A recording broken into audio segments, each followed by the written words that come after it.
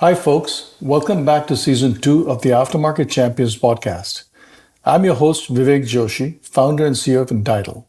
We help equipment manufacturers identify, prioritize, and sell aftermarket and service solutions to their installed base.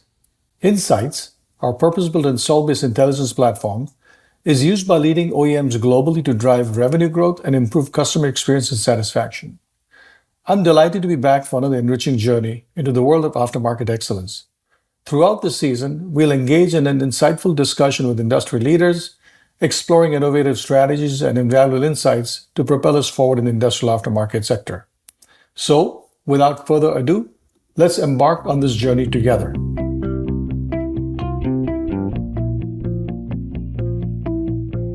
Okay, good afternoon, everybody. This is Vivek Joshi, your host of the Aftermarket Champions Podcast.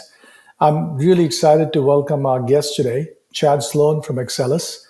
Axcelis is a semiconductor equipment manufacturer, and Chad is a director of CS&I.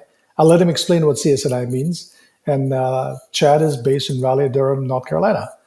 With that, Chad, welcome to the show. Thanks for being our guest, and love to hear a little bit about yourself, a little bit of Axcelis, and more importantly, what does CS&I stand for, and what does it mean in the context of aftermarket and service? Yeah, thanks, Vivek. I appreciate you having me on your show. Excited to be here. So, yeah, let me a little bit about my background. So, probably best to kind of give you a sense of where I started. So, right out of college, I was in the Navy and had an opportunity to spend a few years as an officer working in reactor power. So I was nuclear trained, did that for a while and had a great time, great opportunities, but decided it was time to leave and do something different. Right about that time when I was transitioning out in 2000, Intel was building their latest factory in Arizona. I was from Arizona originally, looking to get back there.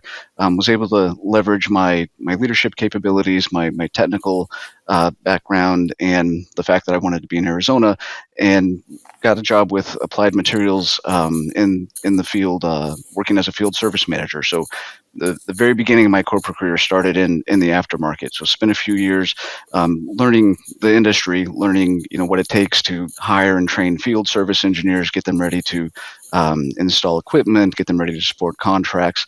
And yeah, after a few years, I had an opportunity to move into the sales side of things. So still in the aftermarket, still thinking about how do we position solutions to support our customers in a manufacturing environment, make them successful. Had the opportunity to work with a wide variety of customers in that space, some very large, some very small. Saw a lot of different challenges, worked with a lot of different types of customers.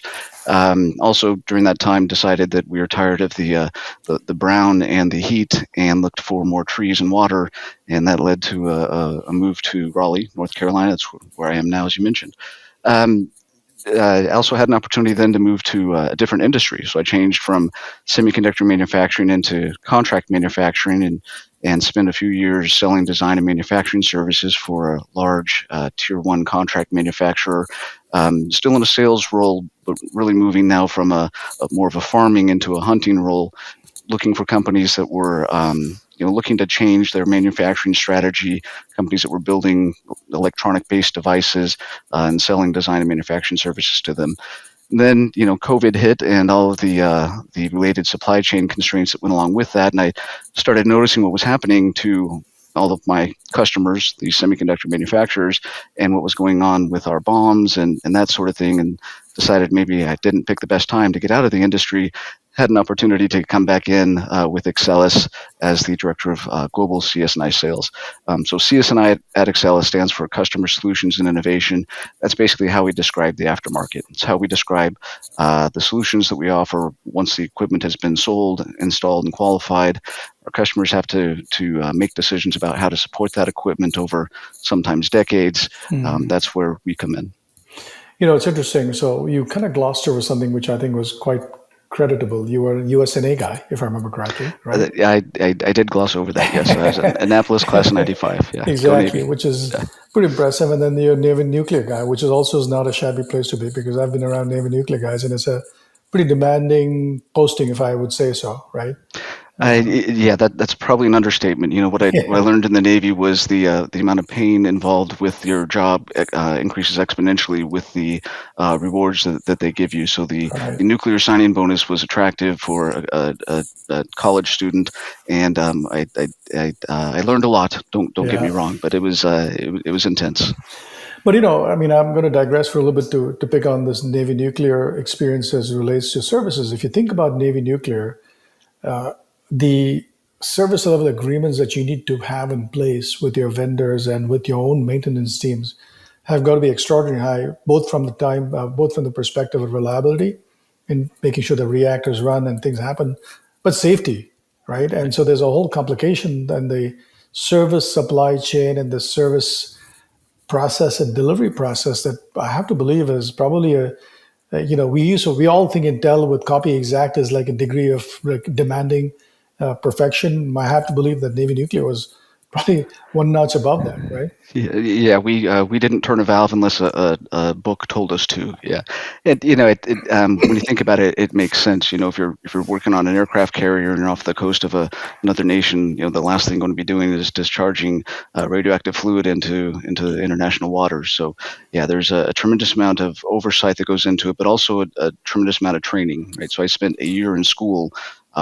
Following my formal college education, Mm. just to learn how to do these things, and part of my pain was personal because I was a computer science major. So there was no ability to leverage that degree That's right. into learning nuclear power. So I was drinking from a fire hose.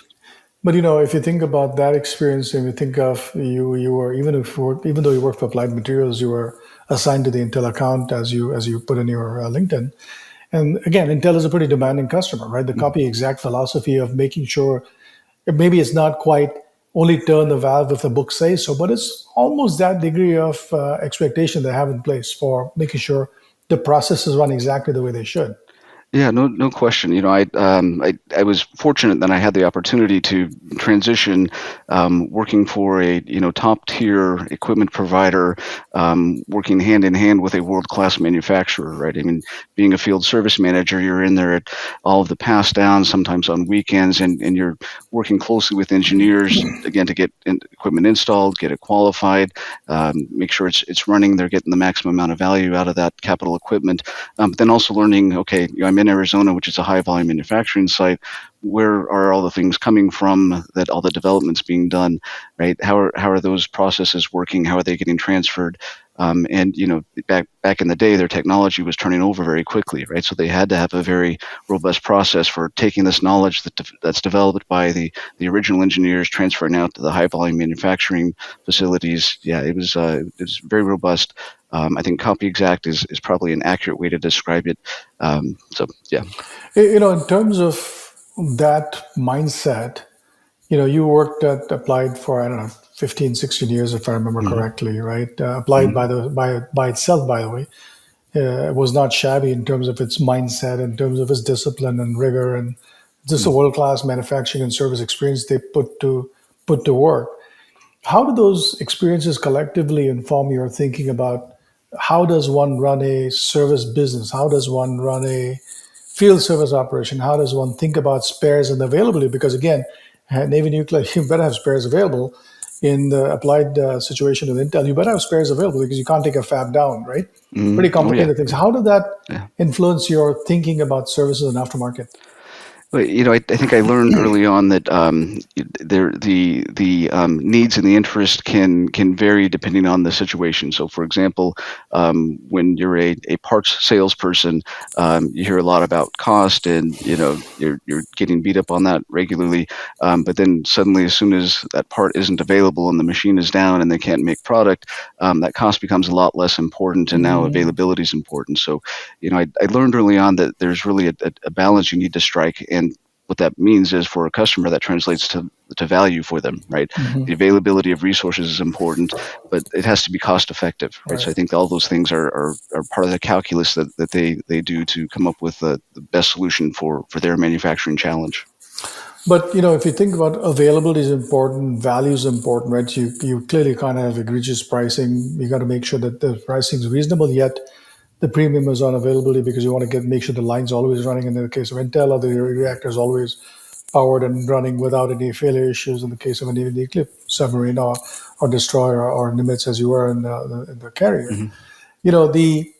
The thought process I've always had, and I carried this from my experience 25 plus years ago at General Electric, which is you really needed to understand the attributes and the characteristics of your install base, of the machine you are maintaining and servicing. Mm. Because if you did, then you would have these plans ready. Then you would be ready with the right skill at the right place. Yeah. Did that kind of mindset go into your thinking and applied as well? Yeah, I think it's an OEM story, right? It's not just an applied story. It's not just an Axcelis story. I think it's those stories as well. But when you're the OEM and you've built this machine and a customer's purchased it, now they're trying to decide how do I get the most out of this capital investment I've made. As the OEM, you have the ability to offer all of those solutions, and they can be tailored to that particular tool type. So Mhm. Applied has many different types of tools. They're involved in many different steps of the manufacturing process. The requirements to support an etch tool are going to vary from a CMP tool versus a PVD. A Right. lot of different considerations that need to be made.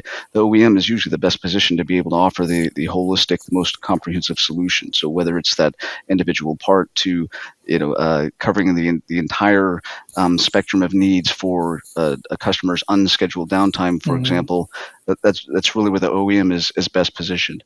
But if the OEM isn't thinking about those things and really focusing on them and doing the due diligence to understand what the most comprehensive solution is for a customer, then they may start picking off pieces of it and saying, well, I know you can give me this part or these sets of parts, Mhm. but I can get them cheaper over here, and this company does offer some supply chain guarantees, so they'll start cherry picking those apart. So Mhm. Mhm. yeah.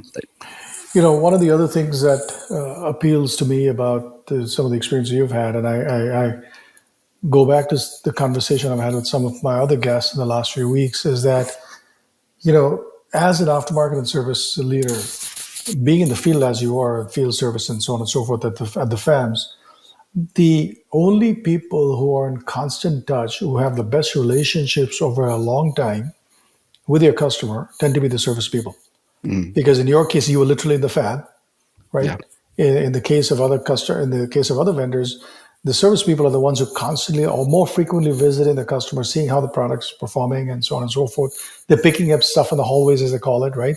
And Yeah. walking, talking to Joe in the machine shop, understanding what's going on.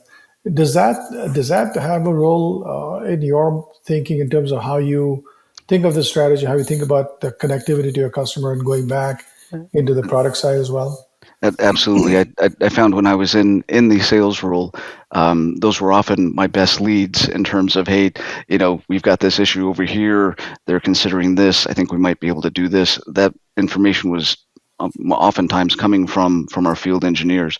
If I needed to develop a relationship with a certain stakeholder in a factory, they probably either knew someone who either knew them or they knew them. Right there's a network that Right. the field service engineers offer, exactly like you said, because they're in there constantly. They're getting the call to go in and work on the tools. They're working with the customer's equipment engineers on solving these problems. Generally, the guidance I give now to our to new aftermarket salespeople is get to know your local field service team. They're going to really help you out. They're going to help you be successful. Yes, you absolutely have to develop the customer relationship. That's part of the job, but this field service engineer team is going to be crucial in helping you get there. That's an interesting observation you made about making sure your salespeople actually pay attention and become Yeah. friends, if you may, with the local field service people. You know, Based on the experience I've had in the last 25, 30 years, is that the best salespeople actually understand that relationship and invest in it. But I hate to say this, but the quote unquote run of the mill rep doesn't really Mm, understand that. yeah. And they're the disadvantage because of that. Have you been able to, in your sales career, make that a maybe training requirement is the wrong way to think about it, but some requirement to say, look, you have to go talk to the person in XYZ branch, right? Because he or she will tell you what's really going on to the customer. Mm. Is that something you guys you certainly have tried to formalize, if not the Yeah, companies?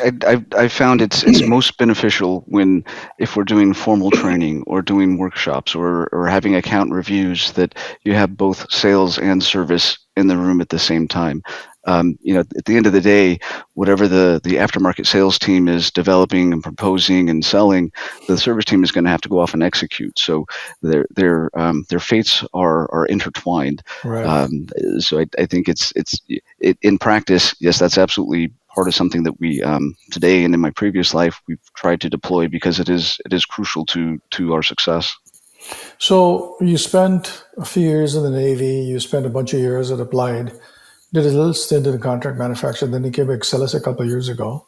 If I remember correctly, when you and I first met, you mentioned that this is a maybe not a brand new initiative, but kind of new initiative, right? You always had the customer service and aftermarket business or department, if you may, at Axcelis, but now Mhm. with you and your colleagues, you guys are trying to quote unquote make a make it a more formal, more fulsome activity. Uh, what's the situation there? What's the story there? Why did the Axcelis management decide to do that? Yeah, good question. So, Axcelis has been around for 45 years, right? We're well established within the industry. We're experts in ion implantation. We've been public about this, and we've certainly benefited from all of the scaling up in power devices, thinking electric vehicles, that sort of thing. But I think you're right. I think it is a relatively new story compared to maybe other equipment providers. I think other equipment providers have been putting a lot of focus, a lot of structure, building a business segment around the aftermarket. I think at Axcelis, we're recognizing the benefits of doing that. We're recognizing that we have equipment that have been in factories for decades. It's not just an Axcelis story. That's, I think, true for pretty much any equipment provider. And there's a tremendous amount of aftermarket lifetime value that we can recognize when we do it right. So I think that's really what's driven the recent focus. At the end of the day, it's also all about solving our customers' most pressing problems, right? If we're not thinking about the challenges they have and crafting solutions to solve them, it really won't matter what we do. Right, We need to be, it doesn't matter if we're building a great hammer when our customers need a screwdriver, right? right, We right. need to be thoughtful and cautious in how we approach it. The thought that came to my mind when you and I met many months ago and started talking about this whole notion of aftermarket and services is you had turbine experience, nuclear maybe, right? Reactor experience. You Hmm. had a bunch of capital equipment and applied materials, tools for semiconductor manufacturing, and now you're back in semiconductor manufacturing again to some degree. Hmm. How much of customer service slash aftermarket uh, improvements that you guys are doing is related to your semiconductor experience, or just broadly speaking, services experience? You know what I'm saying. It's what's more Yeah. important, the domain of the market you're in, or the functional domain? Yeah, I think I understand what you're asking. So, when you think about the aftermarket, sometimes it can be an afterthought, right? I think companies sometimes are focused on selling the equipment because that's a lot of money you can make right from that one sale, but not thinking about over the long term what that asset can represent in terms of future value, right? Yeah. So, my in my experience, understanding that market, what that looks like, working on defining what that looks like. Companies don't tend to put a lot of effort into it, and effort means understanding the details, right? Right. Understanding what do the factory economics look like for the factory and down to the tool level. What are the things that are impacting their decisions on the sourcing decisions they're making, right? Um, so first of all, understanding the market associated with the Hmm. aftermarket is important, and there's a Hmm. lot of detail in there, right? And so I think companies tend to shy away from that because it's hard, because it's complicated. There's a lot of we don't tend to have good systems to set up to measure that. So I think if anything, my background starting with being in nuclear power and having to worry about at the atomic level what's going on and tracing a drop of water through the system, it has kind of trained me to think more about those details. I think some of the roles I've had in my background, starting with being in field operations and seeing the way our customers think, the way they approach problems, the way they approach setting up their manufacturing, getting the ramp complete, getting to market. Those have all, I think, kind of honed my approach to the my particular approach to the aftermarket. So, if I'm answering your question correctly, the answer is yes. I think my background has led to me being in this position. Yeah, no, absolutely. And I think, Yeah. the this next question that comes to mind when you describe what you just did is there clearly was a collection of experiences all the way back to the Navy and applied to today Mm-hmm. that inform how you think about services, how you think about building this CS&I growth engine, if you may, at Axcelis. What are those two or three things that in your mind that are really at the heart of how you're thinking about you and your colleagues around you are thinking about building up the aftermarket or services business at Axcelis, right? Or what are those carry forwards, if you may, from Yeah, no, what you've been around? good question. So I think for me, it generally starts with the customer, right? So every time a salesperson brings a challenge to me now, I find myself starting with what is the customer problem we're trying to solve here, Mhm. right? So when we think about creating an aftermarket business and how do you approach it, it's got to start with the challenges that they have. Fortunately for us, we do have industry standards that I think companies Right. tend to rely on in terms of equipment productivity, right, and uptime and downtime and how that's all measured. So we can craft solutions that are tailored to that, which allows us to standardize those Right. solutions. Standardization is important because we have a limited amount of resources at our disposal to support those solutions, right? So I start with what is the customer challenge we're trying to solve in everything we do. Hmm. Then we got to think about, okay, what are the types of solutions we can offer as an OEM, as any OEM, and that's where we need to think about what are the that's really a core strength for Hmm. us, right? We can Hmm. offer solutions that are more comprehensive than anyone else. We have a global infrastructure in place. We have all these capabilities. How do we bring these things to bear to offer our solution customers a solution Right. that is tailored to the problem that they're trying to solve?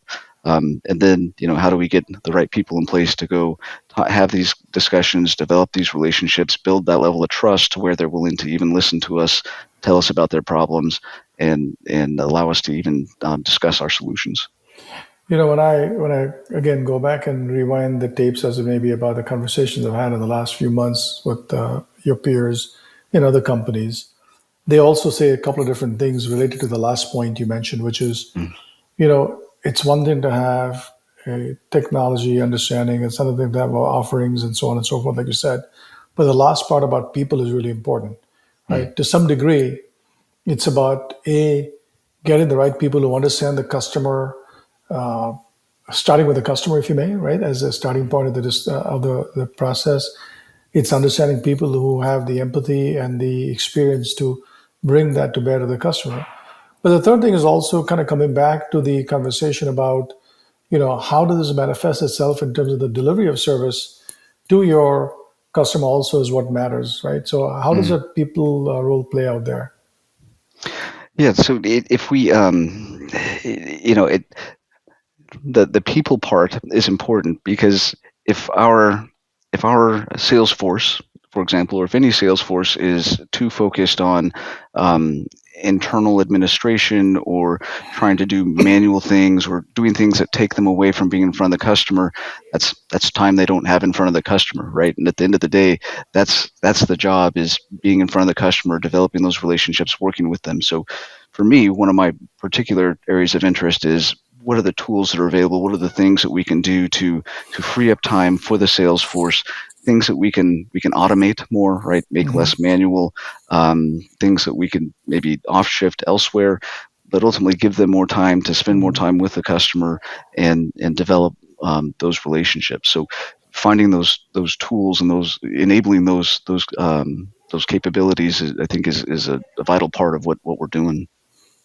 There's something you said to me in one of the recent conversations we had, which weirdly enough, I had a very similar contextual discussion with some other customers, which is companies like Axcelis, Applied Materials, or for the matter, more or less every single customer of ours today and the people we talk to, have a huge number of what I would say tenured workers, both field and office, who are leaving, who are Mm. retiring. And I remember the classic story you told me about, this person, you guys were in a troubleshooting escalation situation. This is a 30 or 40 or 30 or almost 40 veteran of Axcelis, and he remembered that he had put something in some Microsoft shared folder somewhere, right? How do you, when I say you as in Axcelis is one, but clearly Applied is a similar problem, Intel is a similar problem.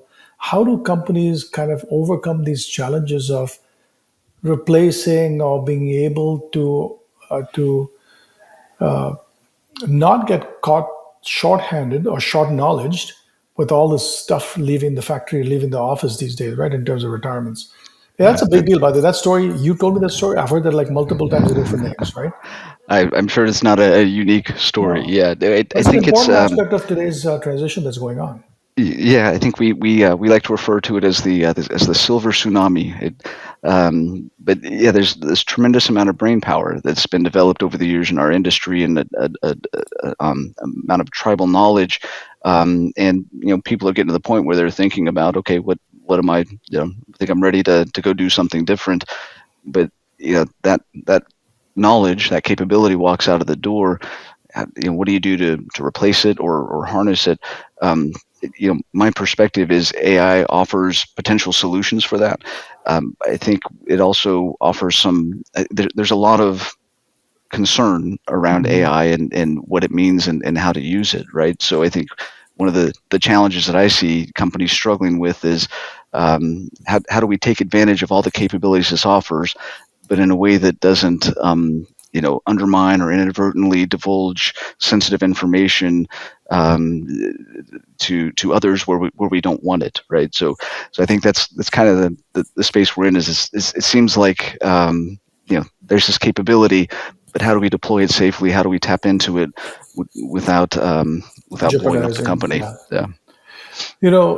If I were to also think about your career over the last 20 plus years, you've had some pretty amazing experience in terms of the people you've been working with, right? The contract manufacturer, applied with Intel, the Navy, now Axcelis. You've seen a what I would call a pretty high level of performance in terms of aftermarket and services with all these companies you've been at. Mm. Or you may have been exposed to other people as well who maybe don't perform as well as your previous experiences in terms of you know service aftermarket.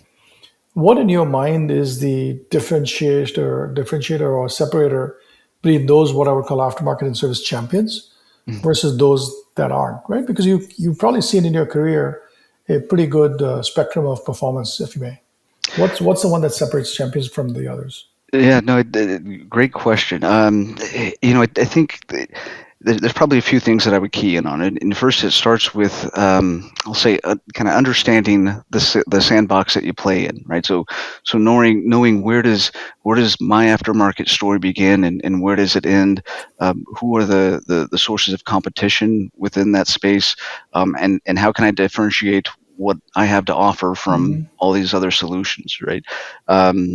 See, it means you have to work hard to also define your market opportunities, right? Hmm. Understand, where am I selling into, what is it I'm selling, and then who am I selling to, right? So again, customer relationship is crucial.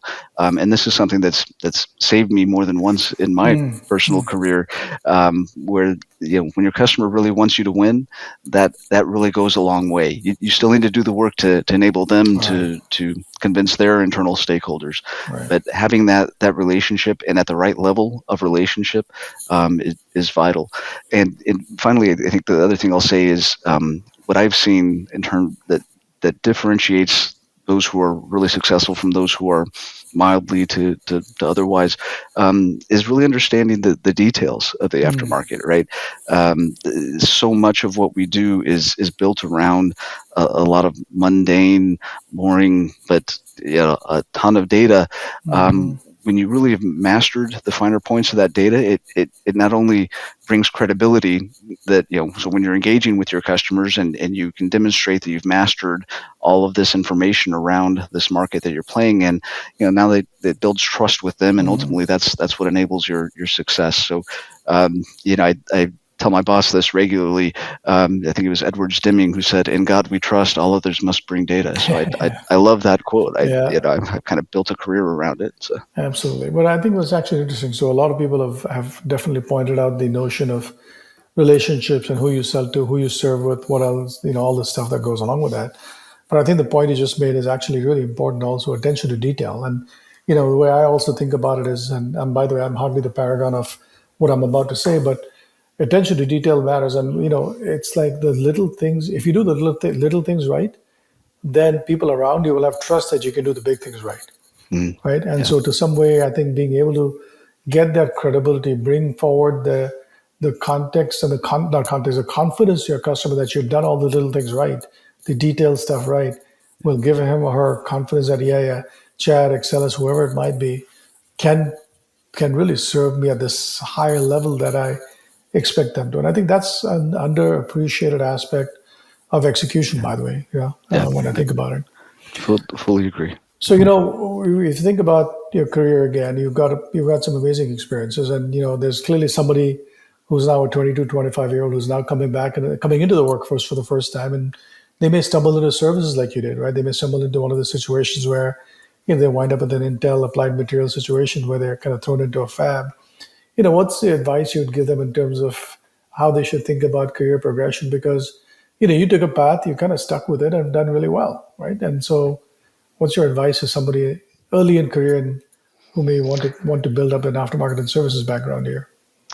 I guess I would say what I've found that's been effective for me is working hard first of all, right? It goes without saying, but also being curious, right? Trying to understand why do people do what they do? Because companies are people. We're all working Yeah, together. exactly. What is your motivation? Why Yeah, are you doing that? Why are you saying that?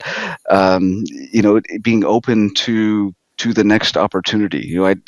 None of my opportunities really have I gone looking for. They've all kind of mm, found me, and I've said, well, that sounds interesting.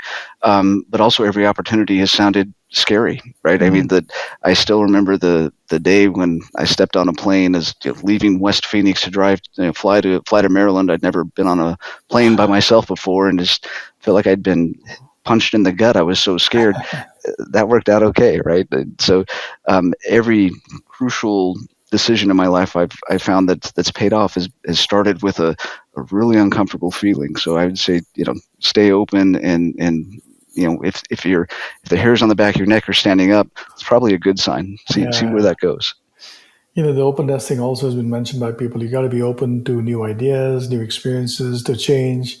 Rolling with the punches is another way to put it, which is you're going to learn as you go along, right? And his discomfort is actually sometimes not a bad thing. You may not like the feeling Yeah, when you're going through that, but it's not a bad thing overall in the career. yeah. When I always like to end this thing with my favorite question, right? So I'm a big podcast listener. And my favorite podcast is How I Build This with Guy Raz. It comes on different podcasts now, and he asks the classic question of you think about a career and think about a life. How much of it is because of your intellect, good looks, and charm versus how much of it is just sometimes things are all lined up in the right place at the right time, luck, right? Hmm. What's your Oh, that's a good one. I guess I got to say when I think about my journey, my origination story really was all about luck, right? I was fortunate to have been born into a country that encourages individual achievement and education, and a government, meaning a taxpayer base, willing to fund my higher level education and take the risk on me and give me leadership opportunities and continue investing in me through nuclear power Mhm. education. And then I guess I was fortunate in terms of timing, right? My transition just happened to my transition and interest in moving back to Arizona happened to Mm. coincide with when this major semiconductor provider was building this factory. But from there, I guess I would say it's kind of become more making my own luck, right? Right. Creating those opportunities, making sure that I'm open and in a position to be able to consider whatever the next step is. So Yeah. I'll have to go with it's a hybrid. Yeah. That's my final answer. And I think, and I think that's a good answer because clearly luck plays an important role in everything we do, including the first break you get or the second break you get. But what you do with it eventually is what it's in your own control, and own destiny. So I think that's a great way to wrap up this conversation. So I think when I listen to your story, when I listen to some of the things you mentioned about understanding the customer, because people are people and they're going to buy from you or they're going to trust you, attention to detail, being open to ideas, being able to kind of work hard to deliver above and beyond what people are expecting. But I think it's actually an important aspect. And again, maybe it's because your background in the Navy and Navy nuclear, or maybe it's because of applied materials and copy exact. But the attention to detail, by the way, is an important aspect that a lot of people kind of overlook. They just kind of take it for granted, right? And I like that. I like that emphasis that you made as well. We're trying to put atoms where they belong. So yeah, detail matters. Putting atoms where they belong. That's right. Well, Chad, this has been a fabulous conversation. I really appreciate you taking the time to tell us your story and take us through your career in terms of how it evolved from USNA to Navy Nuclear to semiconductor equipment. And I think it's a fascinating story, and I think a lot of people will enjoy listening to it. So thank you very much for your time today, and looking forward to continue this discussion. All right, you bet. Thank you, Vivek. Enjoyed the time. Thank you.